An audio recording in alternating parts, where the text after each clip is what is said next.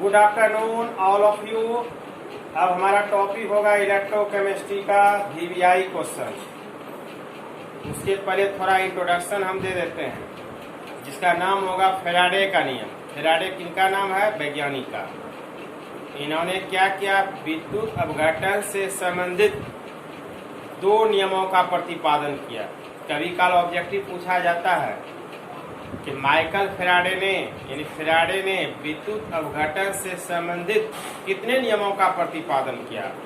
तो दो नियमों का प्रतिपादन किया। अब यह जो दो नियमों का प्रतिपादन करेगा, इसमें से पहला रूल होगा और दूसरा रूल होगा। अब यह दोनों का एक्सप्लेनेशन होगा। यह दोनों आपके एग्जाम में पूछा जाता है, इसलिए यह बड़ा यूनिक क्वेश्चन है। 5 नंबर में तो उम्मीद कम लगता है, लेकिन यह 5 नंबर यह क्वेश्चन है। हो सकता है 2 नंबर में भी पूछ दे, कहना बड़ा मुश्किल है। चलिए देखिए अब क्या है। अब इंट्रोडक्शन हमने दे दिया। विद्युत अपघटन का फैराडे का नियम। फैराडे ने किससे संबंधित अपघटन नियम दिया? तो विद्युत अपघटन। अब विद्युत अपघटन आप जानते हैं, कोई भी जली विलयन है उसमें जब यौगिक को डालते हैं, जब वह आयनों में विभक्त हो जाता है यानी प्लस और माइनस में, तो वैसे यौगिक को विद्युत अपघटन कहा जाता है, इलेक्ट्रोलाइसिस। तो फैराडे लॉ ऑफ इलेक्ट्रोलाइसिस। अब इसका पहले इंट्रोडक्शन हमने किया। तो माइकल फैराडे ने 1834 में, हो सकता है इसी में थोड़ा चेंज हो जाए कहीं कहीं बुक में, तो ईस्वी से कोई लेना देना नहीं है। विद्युत अपघटन संबंधित दो नियमों का प्रतिपादन किया, जिसे फैराडे के विद्युत अपघटन नियम से जाना जाता है। अब प्रथम नियम, फर्स्ट रूल, और यह बन जाएगा वीवीआई क्वेश्चन। पहले के एग्जाम में निश्चित रहता था कि इस बार प्रथम नियम पूछा है तो दूसरी बार द्वितीय नियम पूछा जाएगा। यह बड़ा आसान था पहले सेशन देना। इस बार आपको दोनों नियमों को सीखना होगा, प्रथम नियम और द्वितीय नियम। अब प्रथम नियम क्या होगा? कहता है इलेक्ट्रोड पर, परिभाषा भी बड़ा सिंपल है। इलेक्ट्रोड पर उत्पन्न पदार्थ की मात्रा प्रवाहित विद्युत धारा की मात्रा के समानुपाती होता है।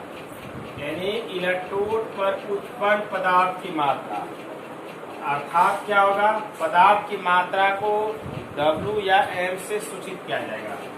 हम लिख देते हैं M या W, यह वह पदार्थ की मात्रा।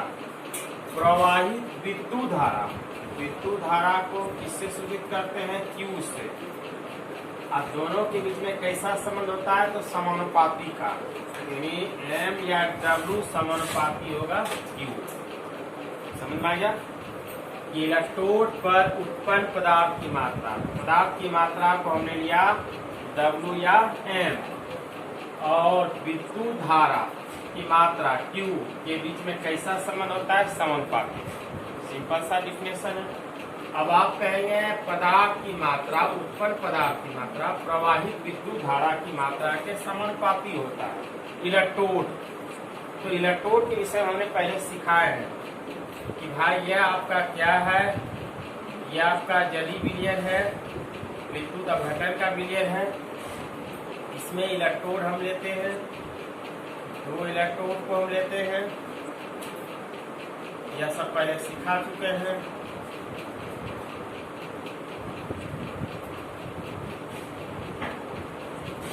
इस पर क्या होता है? विद्युत धारा प्रवाहित होता है।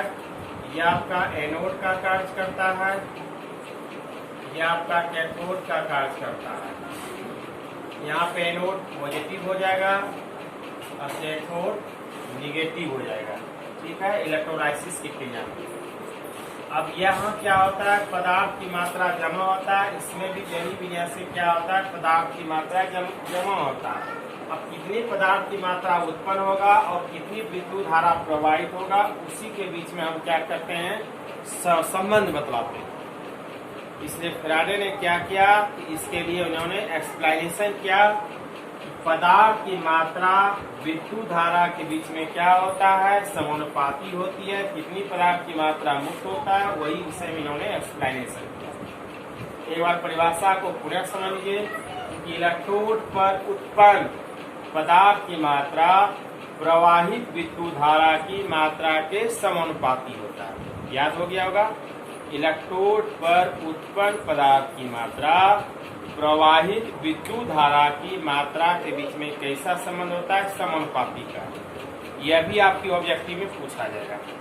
दूसरा आपका ऑब्जेक्टिव क्वेश्चन हो गया कि माइकल फैराडे ने विद्युत अपघटन से संबंधित कितने नियमों का प्रतिपादन किया, 2 नियमों का।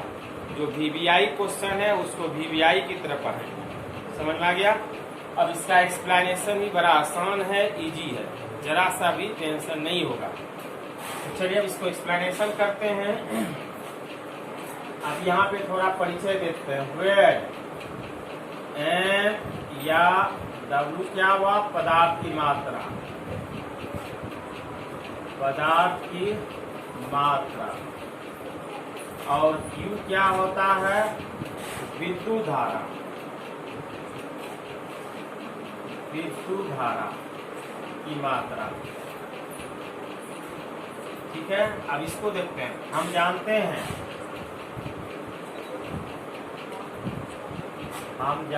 हैं कि Q सूत्र क्या होता है। इसके पहले वाला वीडियो हमने बताया है कि Q होता है I Guna T, I Guna T। तो Q तो आप जानते हैं विद्युत धारा हुआ। I क्या होता है, इसका भी परिचय है। वेयर I क्या होता है, तो विद्युत धारा में एम्पियर, विद्युत धारा में एम्पियर, यानी एम्पियर गुना समय। और T क्या होता है, समय, नहीं समय में सेकंड, समय। चलिए अब इसी Q का मान यहाँ बैठा देंगे। ठीक है। तो और M या W समानुपाती क्या हो जाएगा, I इंटू T। और M या W, अब समानुपाती को तोड़ेंगे, इस समानुपाती यहाँ छूटेगा तो यहाँ आएगा Z into I into T। यह आपका निकल गया फैराडे का प्रथम नियम, Z into I into T। Where जहाँ Z क्या है, नियतांक है, Z नियतांक है जिससे विद्युत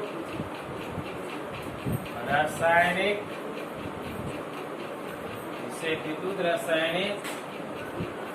समतुल्यांक, इसे विद्युत रासायनिक समतुल्यांक कहते हैं। ठीक हो गया, ये क्लियर हो गया। आप हो गया, इसको और एक्सप्लेनेशन कर सकते हैं आप। और M या W इक्वल Z, फिर IT का मतलब क्या हो गया, Q, Z इंटू Q। यह भी आप लिख सकते हैं यहाँ पे। चलिए यहाँ क्लियर हो गया। अब एक लाइन एक्सप्लेनेशन और करते हैं। यदि इसका लेते हैं हम, इसका यहाँ से करते हैं। यदि I इक्वल टू 1 तथा T इक्वल टू 1 हो तो M या W इक्वल टू क्या हो जाएगा, Z। M या W इक्वल टू Z। यह भी आपका एक्सप्लेनेशन हुआ। अब आप कहेंगे काहे लिए वर्ग, इसके लिए हमारा विद्युत रासायनिक समतुल्यांक की परिभाषा होगा। अब उसी परिभाषा को हम खंडन करेंगे,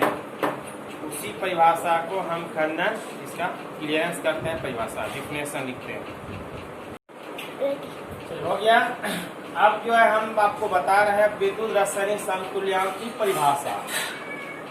कहाँ से आया 1 एम्पियर, कहाँ से आया 1 सेकेंड। तो विद्युत रासायनिक समतुल्यांक की परिभाषा ही है, किसी विद्युत अपघटन के विलयन में 1 एम्पियर धारा तथा 1 सेकेंड तक 1 एम्पियर धारा 1 सेकेंड तक प्रवाहित करने पर इलेक्ट्रोड पे मुक्त पदार्थ की मात्रा उस पदार्थ का विद्युत रासायनिक तुल्यांक कहलाता है। ये समतुल्यांक भी ले सकते हैं, विद्युत रासायनिक समतुल्यांक कहलाता है या विद्युत रासायनिक तुल्यांक कहलाता है। क्लियर हो गया? बड़ा सा सिंपल था पहला रूल। एक बार और समझना चाहते हैं तो समझ लीजिए। उसका परिभाषा था इलेक्ट्रोड पर उत्पन्न पदार्थ की मात्रा, चलिए मान लिया W, प्रवाहित विद्युत धारा की मात्रा के समानुपाती प्रवाहित विद्युत धारा Q था, दोनों के बीच में कैसा संबंध था? समानुपाती। अब Q का मतलब क्या होता है, यहाँ पर आपका हिस्स करते हैं। Q का मतलब होता है I इंटू टी। तो क्या किए, W समानुपाती I इंटू टी ले लिए। आप समानुपाती को तोड़ेंगे तो क्या होगा, Z into I into T. यह हमारा पहला रूल का सिद्ध हो गया। अब आई टी का मतलब जानते हैं Q होता है, तो W इक्वल टू क्या होगा, Z इंटू Q। यही हमने किया था। अब जो है इसको हम एक लाइन और बढ़ा देते हैं। यदि I बराबर, देखिए यहाँ 1 एम्पियर है, 1 एम्पियर और T आपका है 1 सेकेंड। परिभाषा खुद कह रहा है विद्युत रासायनिक तुल्यांक का। इस दोनों का मान यहाँ पुट कर देंगे तो क्या आ जाएगा, W equal to Z, I का मतलब 1, T का मतलब 1 गुना 1, क्या आ जाएगा, W इक्वल टू Z। पदार्थ की मात्रा विद्युत रासायनिक तुल्यांक के क्या होता है, बराबर होता है। प्रथम नियम हो गया, बड़ा आसान था, 2 लाइन का था। अब हमारा चलेगा फैराडे का दूसरा नियम, यह भी VVI है। थैंक यू, धन्यवाद।